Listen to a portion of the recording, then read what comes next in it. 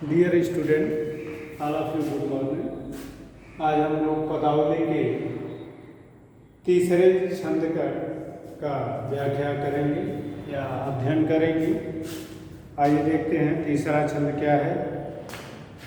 पंडित बात बदनते झूठा, राम कहाँ दुनिया गति पावे, खांड कहाँ मुख मीठा, पावक कहाँ पाव जे दाझे, जल कहे तृषा बुझाई, भोजन कहा भूख जे भाजे, तो सब कोई तीर जाई, नर के साथ सुआ हरि, बोले हरि प्रताप न जाने, जो कबहू उड़ जाए जंगल में, बहुर न सूरत याणे, सांची प्रीत विषय माया सु, हरि भक्तन सुहासी, कह कबीर प्रेम नहीं उपज्यो, बांध्यो जमपुर जासी। इस पद में कबीरदास ने शास्त्र ज्ञान को मिथ्या, इस पद में कबीरदास ने शास्त्र ज्ञान को मिथ्या और अनुभव जनित ज्ञान को सत्य मानते हुए, अनुभव जनित ज्ञान को सत्य मानते हुए अपने कथन के समर्थन में कुछ बात या कुछ उदाहरण बताया है, दिया है। अपने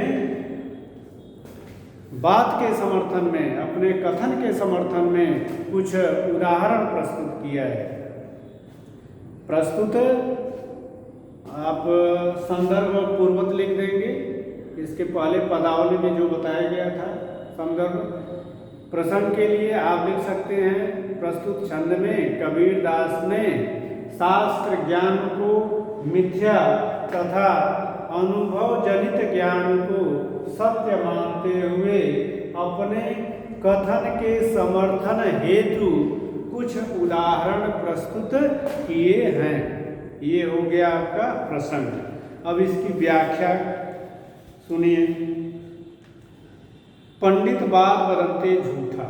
कबीरदास कहते हैं कि मेरे विचार से, कबीरदास कहते हैं कि मेरे विचार से जो पंडित लोग शास्त्र ज्ञान को सत्य मानते हैं वह मिथ्या है, वह गलत है। राम कहाँ दुनिया गति पावे, खांड कहाँ मुख मीठा। उनके अनुसार, अर्थात विद्वानों के अनुसार, पंडितों के अनुसार, राम कहने मात्र से मोक्ष की प्राप्ति हो जाती है। व्यक्ति को वाक्य ज्ञान से मुक्ति नहीं मिलती है। व्यक्ति को वाक्य ज्ञान से मोक्ष नहीं मिलता है। यदि वाक्य ज्ञान से, शब्द ज्ञान से मोक्ष मिलता तो केवल खांड कहने से, अर्थात शक्कर कहने से, मीठा कहने से हमें मीठे की अनुभूति हो जाती या हमें मीठा का अनुभव हो जाता, मीठे का स्वाद मिल जाता। यदि केवल वाक्य ज्ञान से हमें मोक्ष मिलता या वाक्य ज्ञान से ही हमें मोक्ष की प्राप्ति होती तो खांड कहने मात्र से ही हमारा मुख मीठा हो जाता। पावक कहाँ पाव जे दाजे, और अग्नि कहने से, पावक माने अग्नि कहने से हमारे पांव जल जाते, हमारे पैर जल जाते, जल कहे तृषा बुझाए, और जल कहने मात्र से हमारी प्यास बुझ जाती। भोजन कहने मात्र से हमारी भूख मिट जाती।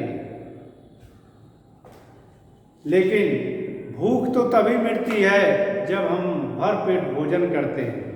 भूख तभी मिटती है जब हम भर पेट भोजन करते हैं। हमारी प्यास तभी बुझती है जब हम पानी पीते हैं, जल पीते हैं। अगर इस प्रकार कहने मात्र से ही सब कुछ हो जाए तो इस संसार के प्रत्येक प्राणी केवल राम का नाम स्मरण करने से, राम का नाम लेकर सब कोई मोक्ष को प्राप्त कर लेंगे। नर के साथ सुआ हरि, बोले हरि प्रताप न जाने। नर के साथ, मनुष्य के साथ तोता भी राम राम जपता है। मनुष्य के साथ तोता भी राम राम जपता है, अर्थात मनुष्य के कहने पर तोता भी राम राम कहता है, लेकिन वह राम के शब्द, राम शब्द का अर्थ नहीं जानता, उसके ज्ञान से वह अपरिचित है। वह राम को अनुभव नहीं किया है, राम को अपने हृदय में बसाया नहीं है। इसीलिए जब एक बार वह जंगल में पिंजड़े से उड़ जाता है तो फिर पुनः वह राम राम कहने के लिए पिंजड़े में वापस नहीं आता है।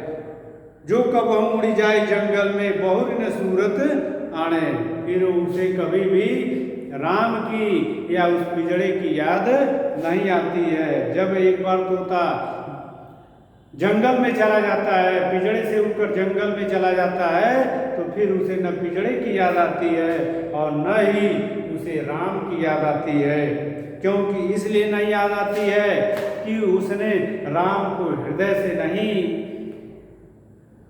में नहीं रखा था, राम शब्द के अर्थ को नहीं जाना था, इसलिए वह उसकी याद को अर्थात राम की याद को भुला दिया। सांची प्रीति विषय माया सु हरिभक्तन सुहासी, जो सच्ची विषय वासनाओं से सच्चा प्रेम करते हैं, जो विषय वासनाओं से सच्चा प्रेम करते हैं और हरि भक्तों की हंसी उड़ाते हैं। कहे कबीर प्रेम नहीं उपजे बाधे जमपुर जासी। कबीरदास कहते हैं जिनके हृदय में प्रेम नहीं, राम के प्रति प्रेम की उत्पत्ति नहीं हुई, जो विषय वासनाओं से सच्चा प्रेम रखता है और हरि भक्तों की हंसी उड़ाता है, ऐसे लोग जमपुरी में बंधन हो जाते हैं या उन्हें यमलोक में बांध दिया जाता है, अर्थात उन्हें कभी मोक्ष की प्राप्ति नहीं होती है। काव्यगत सौंदर्य में आप लिख सकते हैं भाषा सधुपड़ी या पंचमेल की खिचड़ी। हिंदी, संस्कृत, फारसी, राजस्थानी, ब्रज भाषा इत्यादि कई भाषाओं का इनके काव्य में मिलावट है, इसलिए इनके भाषा को पंचमेल की खिचड़ी कहा जाता है। छंद पद है और रस कौन सा है? शांत रस है। अलंकार कौन सा है? आप अनुप्रास अलंकार लिख सकते हैं। इसी के साथ यह पद आज समाप्त होता है। इसके बाद हम लोग दूसरे पद का अध्ययन करेंगे। धन्यवाद।